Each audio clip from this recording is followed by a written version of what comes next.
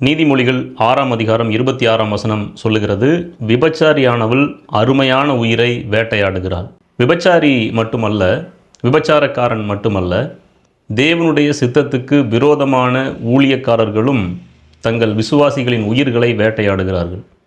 அல்லது தன்னை நம்பி வந்த விசுவாச பிள்ளைகளினுடைய எதிர்காலத்தை குறித்து, ஆவிக்குரிய வாழ்க்கை குறித்து கவலைப்படாமல் இருக்கிற, கவனஈனமாக இருக்கிற ஊழியக்காரனும் கூட அந்த அருமையான உயிரை வேட்டையாடுகிறவர்களாக இருக்கிறார்கள். இன்றைய நாளிலே பிரபலமான ஊழியர்கள் என்று கருதப்படுகிற அநேக ஊழியர்களுடைய வேலை இதுவாகத்தான் இருக்கிறது. தாங்கள் செய்கிறது இன்னதென்று அறியாதிருக்கிறார்கள். இந்த குறிப்பிட்ட வீடியோ கிளிப்பை பார்த்துட்டு மறுபடியும் செய்திக்கு வருவோம்.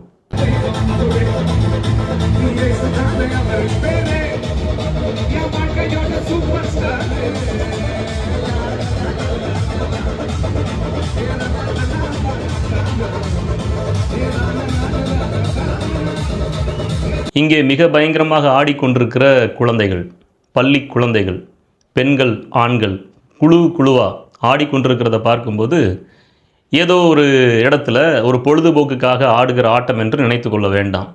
காரணம் என்ன அப்படின்னா, இந்த ஆடுகிற பிள்ளைகளை ஆட்டுவித்து கொண்டிருக்கிற நபர் யார் அப்படின்னு சொல்லி தெளிவாக பார்த்திங்கன்னா, நடன புயல், கிறிஸ்தவ நடன புயல் என்று அழைக்கப்படுகிற திரு ஜான் ஜெபராஜ் அவர்கள் தான் செய்கிறது இன்னதென்று அறியாமல் ஆடி சபைக்குள்ளே ஆடி, மேடைகளில் ஆடி, இன்றைக்கு பொதுவெளிகளில் ஆடி ஒரு சர்க்கஸ் கோமாளி போல நடந்து கொண்டிருக்கிறத பார்க்கும்போது, இந்த நபரை நம்பி வருகிற பிள்ளைகளை கேட்டில் கொண்டு போய் அமிழ்த்துகிறபடி அவருடைய செயல்பாடுகள் இருக்கிறத நம்ம பார்க்க முடியும்.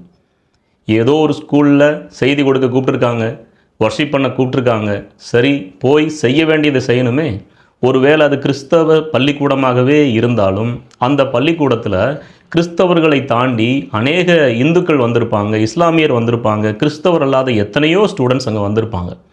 அவங்களுக்கு ஆண்டவராகி இயேசு கிறிஸ்துவை பற்றி அழகாய் அறிவிக்கவும் தெரிவிக்கவும் ரட்சிப்பின் பாதையில் நடத்துவதற்கும் எவ்வளவோ ஒரு அழகான வாய்ப்பை கர்த்தர் ஏற்படுத்தி கொடுத்துருக்கிறார். அட பாவி, நீ அங்கேயும் போய் இதே போல் குத்தாட்டம் ஆடி அங்கே இருக்கிற பிள்ளைகளையும் சேர்த்து கெடுத்துட்டு வந்திருக்கிறியே, எவ்வளோ பெரிய கொடுமையை வாழ்க்கையில் செஞ்சிட்ருக்கிறேன்னு சொல்லி உங்களுக்கு புரியுதா திரு ஜான் ஜெபராஜ் அவர்களே? நிச்சயமாக அந்த கூட்டத்தில் போய் ஏதோ ஒரு வசனத்தை சொல்லியிருப்பீங்க, அதில் எந்த விதமான மாற்று கருத்தும் கிடையாது. ஆனால் அதை கேட்ட அந்த ஸ்டூடெண்ட்ஸ் மத்தியில் நீங்கள் சொன்ன வசனம் ஞாபகம் இருக்குமா? நீங்கள் போட்ட ஆட்டம் ஞாபகத்தில் இருக்குமா? எவ்வளவு சூப்பரான என்டர்டெயின்மெண்ட் தெரியுமா? அழகாக போய் வீட்டில் சொல்லியிருப்பாங்க. ஒருவேளை பிற்காலத்தில் ஆண்டவராக இயேசு கிறிஸ்துவை குறித்து கேள்விப்படுகிற ஒரு வாய்ப்பு அவர்களுக்கு கிடைத்தாலும் கூட, நீங்கள் போட்ட ஆட்டத்தின் மூலமாக ஏற்பட்ட அந்த நடன கழிப்பு தான் அவங்களுக்கு மிச்சமாக இருக்குமே தவிர, ஆண்டவராக இயேசு கிறிஸ்துவை சொந்த இரட்சகராக ஏற்றுக்கொள்ள வேண்டும் என்கிற மனம் அவங்களுக்கு நிச்சயமாக இல்லாமல் போயிடும். உங்களுக்கு தெரிஞ்சோ தெரியாமலையோ அந்த சின்ன குழந்தைகளை கூட கேட்டில் அமிழ்த்து வந்திருக்கிறீர்கள் அப்படின்னு ஒருவேளை இந்த வீடியோவை நீங்கள் பார்க்க நேர்ந்தால் கர்த்தர் உங்களுக்கு கிருபை செய்வாராக. ஆடுகிற ஆட்டத்தை விட்டுட்டு, கூத்த விட்டுட்டு, சர்க்கஸ் கோமாளி போல செய்கிறத விட்டுட்டு, சத்தியத்தை சத்தியமாய் போதிக்கக்கூடிய இருதயத்தை, பக்குவத்தை கர்த்தர் உங்களுக்கு கொடுப்பாராக என்று வேண்டிக் கொள்ளுகிறேன். யாத்ராகமம் 32ஆம் அதிகாரம் 19ஆம் வசனம் என்ன சொல்லுகிறது? அவன் பாளையத்துக்கு சமீபத்து அந்த கன்றுக்குட்டியையும் நடனத்தையும் கண்டபோது மோசே கோபம் உண்டவனாகி தன் கையிலே இருந்த பலகைகளை மலையின் அடியிலே எரிந்து உடைத்து போட்டதை பார்க்க முடியும். அப்போ எங்கே அவசியமில்லாத, தேவையில்லாத நடனம் வருகிறதோ, தேவையில்லாத செயல்கள் வருகிறதோ, அங்கே கர்த்தருடைய வார்த்தைக்கு இடமில்லை.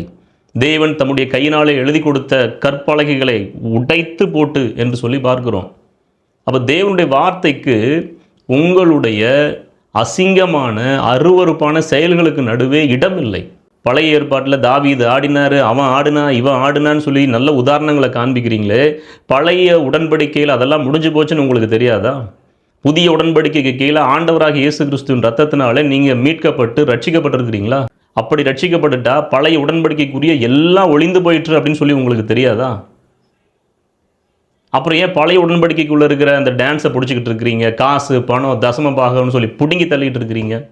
ஆண்டவராகி இயேசு கிறிஸ்து யாரையும் ஆட சொல்லலை, அப்போஸ்தலர்கள் யாரையும் ஆட சொல்லலை, மிஷினரிகள் யாரையும் ஆட சொல்லலை. ஆண்டவராக இயேசு கிறிஸ்து டான்ஸ் ஆடலை. அப்போஸ்தலர்கள், அவருக்கு சீஷராக இருந்த அப்போஸ்தலர்கள் எந்த ஒரு நடனத்தையும் ஆடலை. அதற்கு பின்பு நம்முடைய நாடு உட்பட்ட பல்வேறு நாடுகளுக்கு சுவிசேஷத்தை அறிவிக்க வந்த மிஷினரிகள் எந்த ஒரு டான்ஸையும் ஆடலை. ஏன் அதை பிடிச்சி தொங்கிட்டு இருக்கிறீங்க? ஏன் அதை பிடிச்சிட்டு ஜனங்களை வஞ்சிச்சிட்டு இருக்கிறீங்க? இது கர்த்தருக்குள்ள களி கூறுதல், கர்த்தருக்குள்ள மகிழ்ச்சின்னு.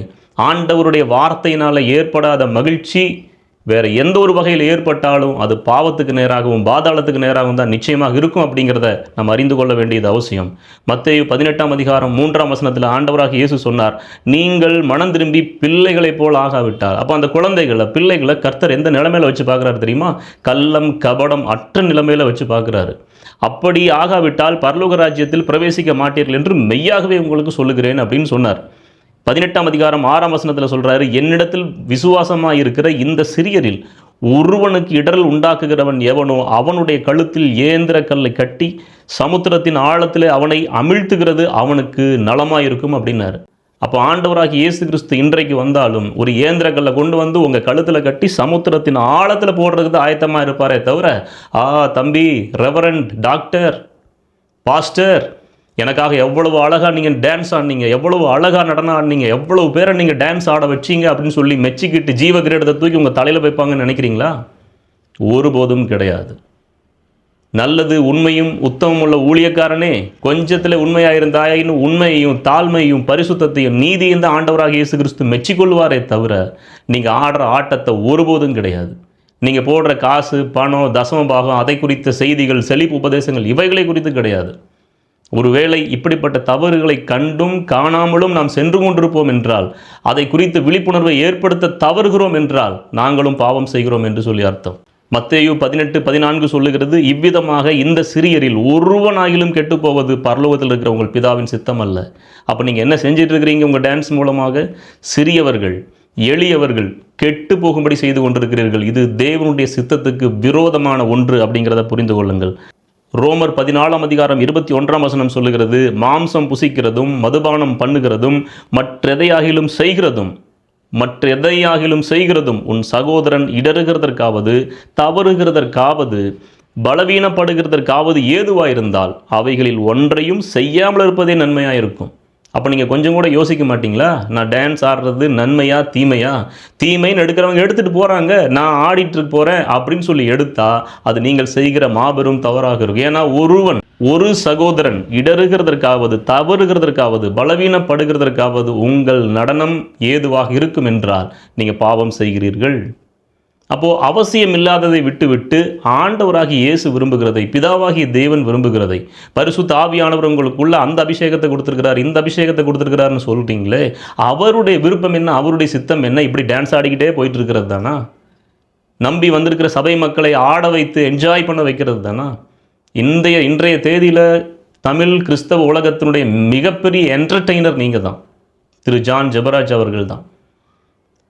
சபையை பொழுதுபோக்குவதற்காக அல்ல, பழுது பார்த்து பரிசுத்தப்படுத்துவதற்காக தான் சபை அப்படிங்கிறது என்னைக்கு நீங்கள் புரிஞ்சுக்க போகிறீங்க? காசு பணத்தில், ஊழிய பிராண்டில், அதில் வேணால் ஏகப்பட்ட வளர்ச்சி உங்களுக்குள்ளே வந்திருக்கலாம்.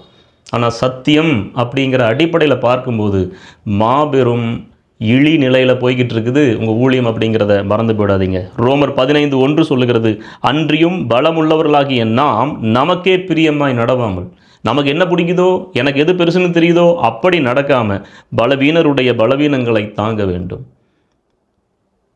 அப்போ ஆண்டவராகிய இயேசு கிறிஸ்து சொல்லுகிறதும் விரும்புகிறதும் என்ன? பிதாவாகிய தேவன் சொல்லுகிறதும் விரும்புகிறதும் நமக்குள்ளே பரிசுத்த ஆவியானவர் கொடுக்கப்பட்டிருப்பதற்கான காரணம், நோக்கம், சித்தம் என்ன?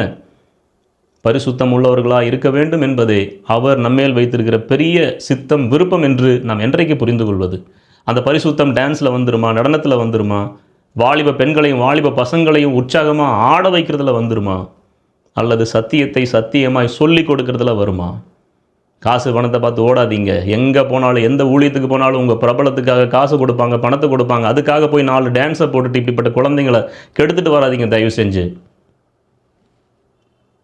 உங்களுக்காக, உங்கள் குழுவினருக்காக, இந்த பேயாட்டம் போல் ஆடுகிற குழுவினருக்காக, பேய்கள் ஆடுவதற்கென்றே ட்ரம்ஸ் அடிக்கிற, கீபோர்டு போடுகிற குழுவினருக்காக நாங்களும் கருத்தாய் ஜெபிக்க எங்களை ஒப்பு கொடுக்கிறோம். கர்த்தர் பெரிய மாற்றத்தை தருவாராக. இந்த வீடியோவை பார்த்து ஒருவேளை நீங்கள் கோபப்பட்டாலும் சரி, கர்த்தர் என்னோடு கூட பேசினார், நான் சரியான பாதையில் நடக்கிறேன் என்று சொன்னாலும் சரி, சத்தியத்தின்படி நடக்க வேண்டியது மட்டுமே முக்கியம்.